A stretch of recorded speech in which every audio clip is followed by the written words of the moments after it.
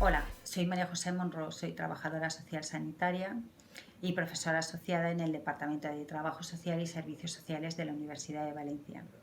Como sabéis, el pasado 14 de marzo el Gobierno de España declara el estado de alarma en todo el territorio nacional, con el fin de proteger la salud de los ciudadanos, contener la progresión de esta terrible enfermedad como es el COVID-19, reforzar el sistema público de salud y mitigar el impacto sanitario, social y económico de la población.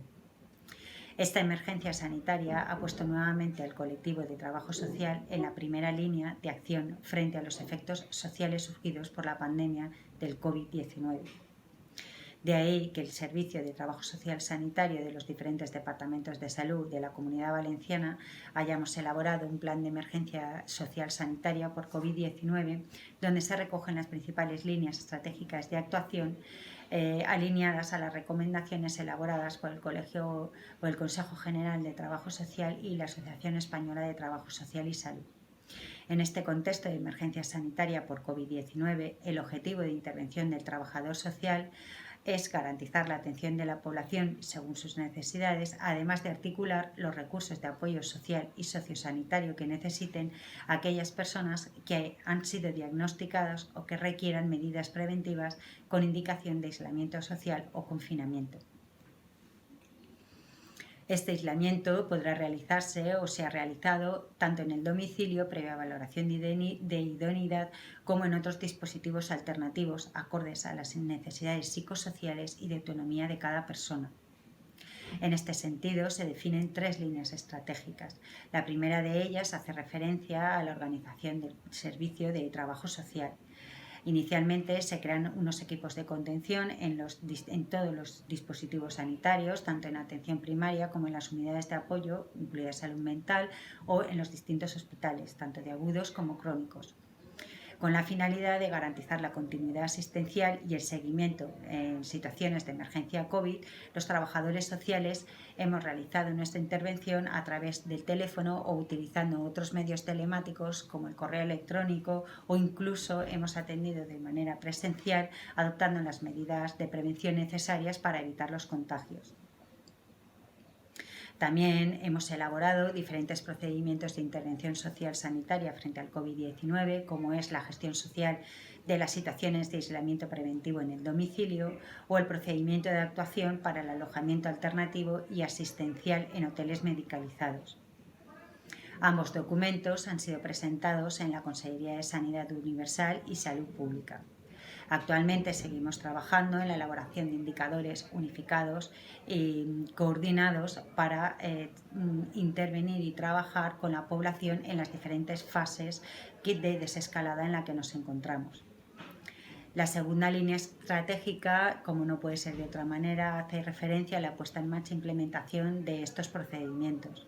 Inicialmente se creó un cuestionario de cribado social puesto a disposición de los profesionales del equipo interdisciplinar con la finalidad de que dispongan de un instrumento útil y ágil que facilite la derivación y la intervención del trabajador social sanitario cuando no es posible el aislamiento en el domicilio de un paciente o requieran apoyos externos para este confinamiento en el domicilio.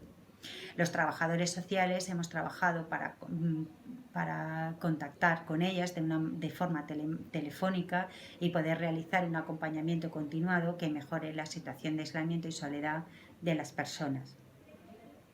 La tercera línea estratégica está dirigida a reforzar las redes de coordinación tan importantes con servicios sociales comunitarios especializados y las entidades sociales del territorio de referencia, con el fin, por supuesto, de promover y canalizar los recursos públicos o privados que puedan tener interés para cubrir las necesidades que presente el ciudadano o su familia. Me gustaría aprovechar este espacio que me ofrece la universidad para compartir algunas reflexiones sobre las situaciones que estamos viviendo por esta pandemia. La crisis sanitaria tiene un impacto social brutal, no solamente en los grupos sociales más desfavorecidos, sino también porque personas que no formaban parte de este sector vulnerable se han visto abocadas a él por su enfermedad o por la enfermedad de sus familiares. También muchos grupos sociales han comenzado a sufrir las consecuencias de la crisis económica, como los trabajadores y empleadores. También las personas que se encuentran institucionalizadas en residencias de personas mayores o de discapacitados, porque las consecuencias del COVID-19 han empeorado la situación que ya en algunas de ellas no era la idónea, haciendo visible la necesidad de trabajar en un modelo de intervención sociosanitario reforzando la coordinación del sistema sanitario y del sistema social. Destacar también el impacto emocional del confinamiento, puesto que no todas las personas están aisladas de la misma manera, ni el confinamiento es vivido de la misma forma por todos. Surgen problemas de soledad y de aislamiento, personas que viven solas sin red de apoyo o con una red de apoyo frágil, personas que son cuidadoras o personas en situación de dependencia sin soporte familiar. Pensemos también en las personas que en situación de tránsito, como los turistas que en su momento se quedaron aisladas en nuestro territorio, o las personas migrantes no asentadas sin asistencia sanitaria. Por otra parte, también me gustaría comentar que compartir una vivienda no garantiza la idoneidad del confinamiento.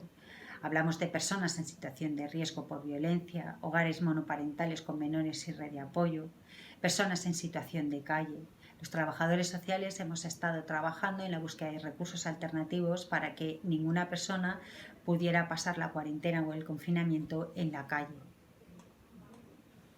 Personas con viviendas inadecuadas para cumplir las medidas de aislamiento social, bien por insalubridad, bien por el alto índice de hacinamiento. Personas también con problemas psiquiátricos, pensemos en la población con trastorno mental grave o con deterioro cognitivo, y también en la sobrecarga de los familiares de estos pacientes. Personas con problemas de adicciones, sabemos que son un colectivo de alto riesgo por la alta incidencia de enfermedades que conducen a que tengan un sistema inmunitario muy debilitado, y también por sus prácticas de riesgo. Comparten equipos de inhalación, de vapeo, tabaquismo e inyección, aumentando el riesgo de infección y propagación del virus. Población reclusa, centros residenciales de personas mayores o de discapacitados, o centros de inclusión de menores o de salud mental. Por otra parte, en estos días muchas personas están falleciendo o fallecerán a causa del coronavirus, o lo harán por el curso natural de la vida. El procedimiento de nuestras despedidas también se ha visto eliminado o alterado, dificultando la elaboración del duelo normalizado. Poder desarrollar con normalidad los rituales propios de nuestra comunidad, como son los velatorios, las ceremonias religiosas o rituales familiares, son muy importantes para que el proceso de duelo sea normal y no se convierta en un duelo complicado o patológico.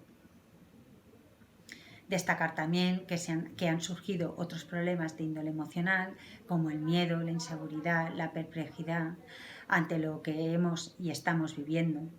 La incertidumbre, porque no sabemos lo que va a pasar en un futuro inmediato o próximo, o ansiedad ante estos cambios tan imprevistos y tan rápidos. Algunos expertos hablan de problemas relacionados ya con el no querer salir de casa en tiempos de COVID por un miedo real a poder contagiarse. Y el aumento también de estos problemas, el incremento de estos problemas emocionales. Me gustaría acabar destacando la importancia que tiene la intervención del trabajador social en la emergencia sanitaria y social que estamos viviendo. Los trabajadores sociales sanitarios aportamos la valoración social a través del diagnóstico social sanitario, el plan de intervención social y la coordinación sociosanitaria con otros profesionales e instituciones, contribuyendo de esta manera a que la atención, también en estos tiempos de crisis sanitaria y social, sea integral, integrada y más equitativa. Muchas gracias.